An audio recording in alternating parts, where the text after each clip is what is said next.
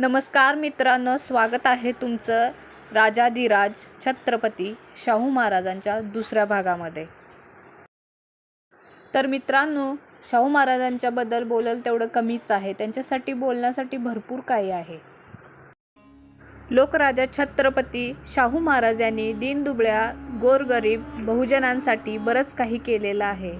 त्या आपण पुढे काहीतरी गोष्टी बघू।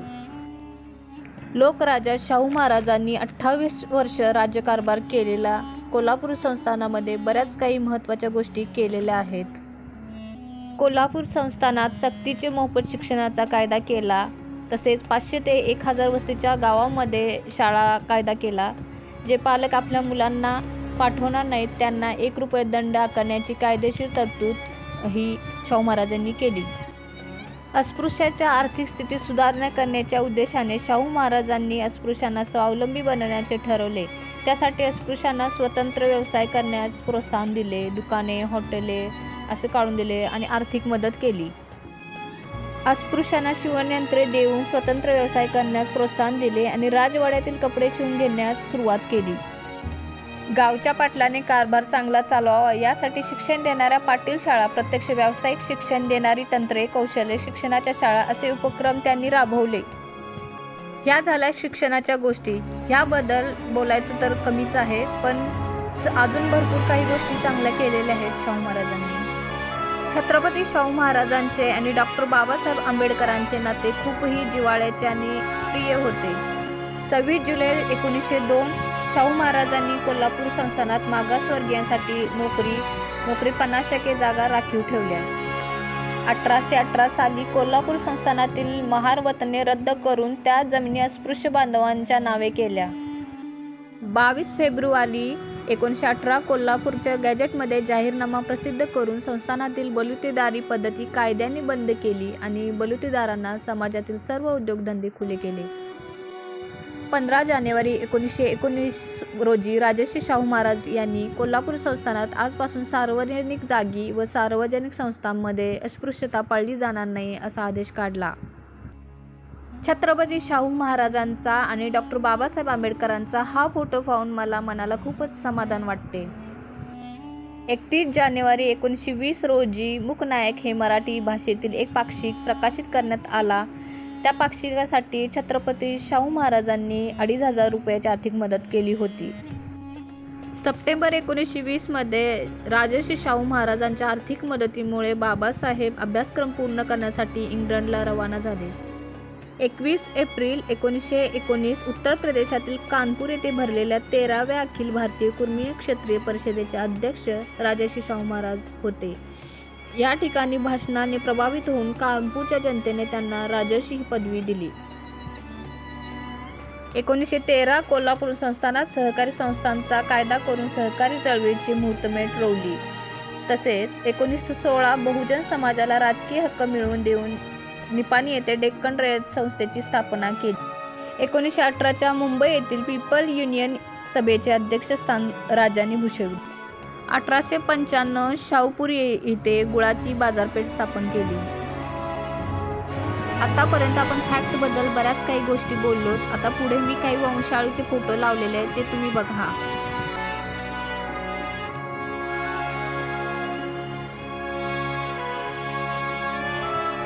छत्रपती शहाजीराजे दुसरे, छत्रपती राजाराम महाराज, छत्रपती राजाराम महाराज द्वितीय, छत्रपती शिवाजी चौथे जे की शाहू महाराज यांचे वडील आहेत,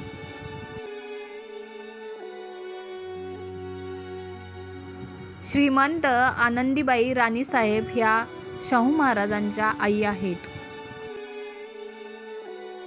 श्रीमंत राधाबाई साहेब ह्या शाहू महाराजांना जन्म देणाऱ्या आई आहेत,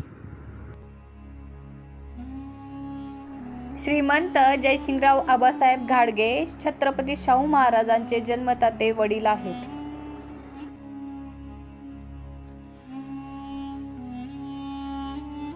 महाराज पिराजीराव उर्फ बापूसाहेब महाराज हे शाहू महाराजांचे धाकटे भाऊ आहेत,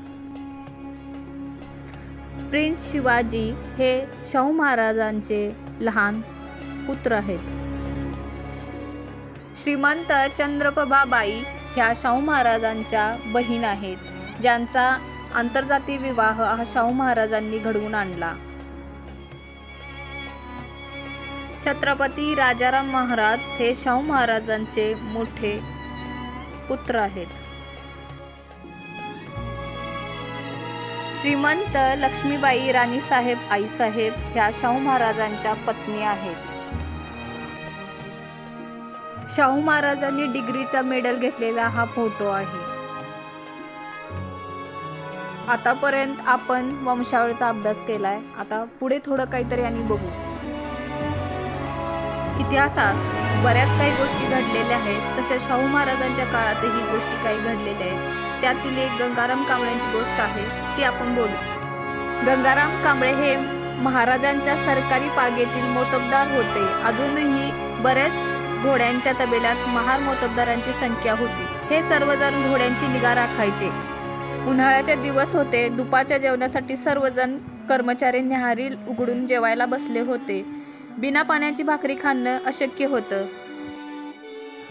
हौदावर जाऊन नळ सोडावा तर आपण जातीने महार, त्यामुळे मोतबदार शांत बसून होते. गंगाराम कांबळेंनी धाडस केले आणि जाऊन हौदावरचा नळ सोडला.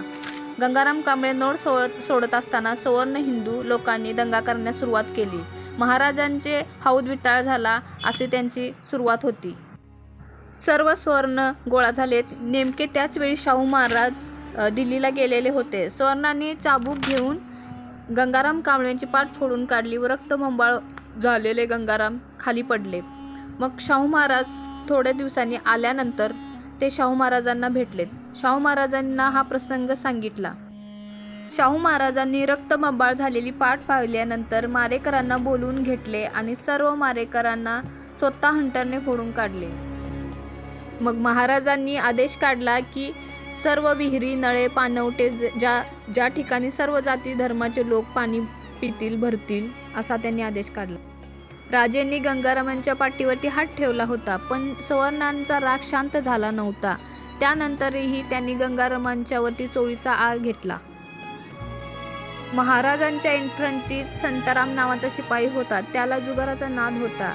त्याच इन्फंट्रीत किसन नावाचा कोचमन होता. त्याच्या कामावर खुश होऊन शाहू महाराजांनी त्याला जरीचा फटका आणि कोट दिला होता आणि रुपये दिले होते. जुगारी संतरामाने पैसे चोरले. ही संधी साधून मारेकरांनी गंगाराम कांबळेंच्यावर चोरीचा आळ घेतला. ते सतत म्हणत होते की मी चोरी केली नाही, मी चोरी केली नाही. तरी पण सवर्ण लोकांनी त्यांचं काही ऐकलं नाही. त्यांना अंगावरचे कातडी सोलून निघेल इतपत मारलं आणि पोलिसांच्या ताब्यात दिले. त्यावेळी महाराज दिल्लीच्या व्हाईसरॉयला भेटायला गेले होते. महाराज आल्यानंतर त्यांना ह्या गोष्टी कळाल्या. ते सोनतळीला गेले. गंगारामच्या पाठीवर पाहिलेल्या जखमा त्यांनी पाहिल्या. त्यांनी गंगारामांच्या पाठीवरती हात फिरवला व त्यास म्हणाले, जा, तुला नोकरी माफ केली. तू कोणताही स्वतंत्र धंदा कर, मी मदत करतो. महाराजांनी गंगारामला स्वतंत्र धंदा सुरू करण्यास सांगितले. योग्य ते भांडवल दिले व त्यातून सत्य सुधारक हॉटेल नावाचे सुसज्ज विश्रांतीगृह टाउन हॉलच्या अग्रेसर कोपऱ्यावर भाऊसिंगजी रोडला उभारण्यात आले. अशाच काही बऱ्याच गोष्टींचा इतिहास कोल्हापूरला लाभलेला आहे.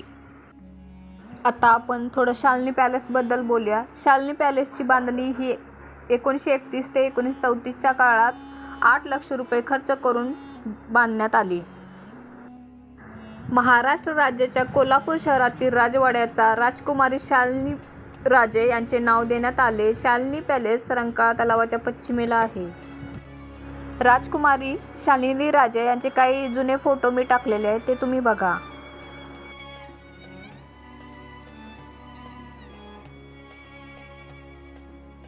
शाहू महाराजांच्या काळात काही मर्दानी खेळ खेळले जायचे. त्यापैकी एक साठमारी हा खेळ होता. साठमारी खेळाचे काही प्रात्यक्षिकाचे फोटो मी टाकलेले आहेत, ते तुम्ही पाहून घ्या. शाहू महाराजांच्या आयुष्याचा बराच काळ हा न्यू पॅलेसमध्ये गेलेला आहे. तर न्यू पॅलेसचे काही फोटो टाकलेले आहेत, तिथल्या प्राण्यांचे फोटो टाकलेले आहेत, तिथल्या हत्यारांचे फोटो टाकलेले आहेत, ते तुम्ही बघा. तर कोल्हापूरचे काही जुने फोटो टाकलेले आहेत, ते पण तुम्ही पाहून घ्या.